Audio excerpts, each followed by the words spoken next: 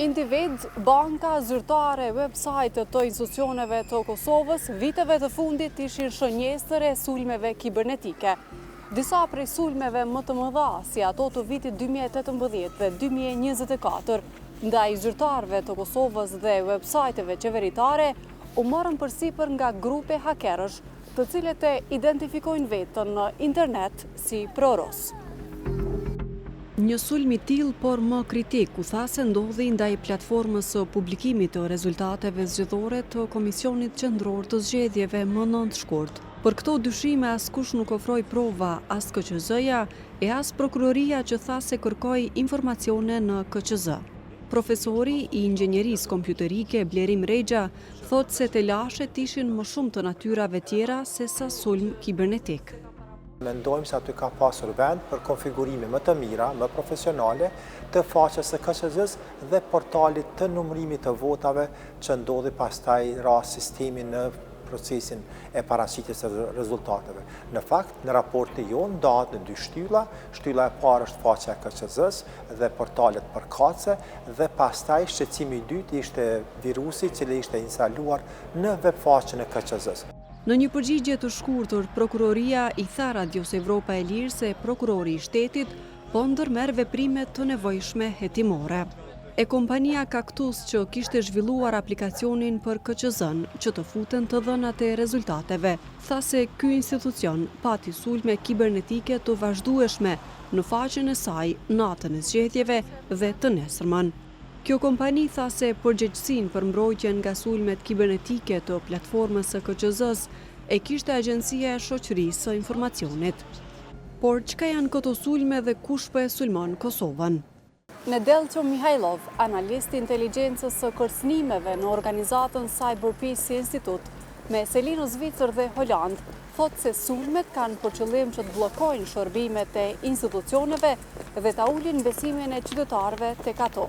DDoS attacks, they can have both direct and indirect impact. So for targeted organizations, they can cause immediate disruption to services, which can lead to financial losses, reputational damage. They can also impact the general population by disrupting access to essential services, impacting businesses, and in some cases interfering with daily lives. Now, DDoS attacks, especially against public administration sector, they aim to undermine trust and influence the general population by eroding confidence in essential services and governmental function. Sulme të këtij lloji pësuan disa faqe të qeverisë së Kosovës vitin e kaluar, por edhe disa institucione të tjera vite më parë. Për shumë prej këtyre sulmeve përgjegjësinë e kishin marrë përsipër grupe hakerësh proruse, si Server Killers, Digital Revolt dhe Matrioshka 424. Por në rastin e sulmit të dyshuar ndaj platformës për rezultate të KQZ-s, askush nuk e ka marrë përgjegjësinë. Deri vonë këto grupe proruse kanë postuar në gjuhën ruse në kanalet e tyre në Telegram. Pas sulmeve kibernetike ndaj institucioneve të Kosovës, aty ishin postuar webfaqet e hakuara dhe paralajmërimet për Kosovën. Sipas ekspertit të fushës kibernetike Blerton Abazi, grupe si këto është vështirë të kapen, përveç kur ato komunikojnë për sulmet në rrjetet e tyre sociale.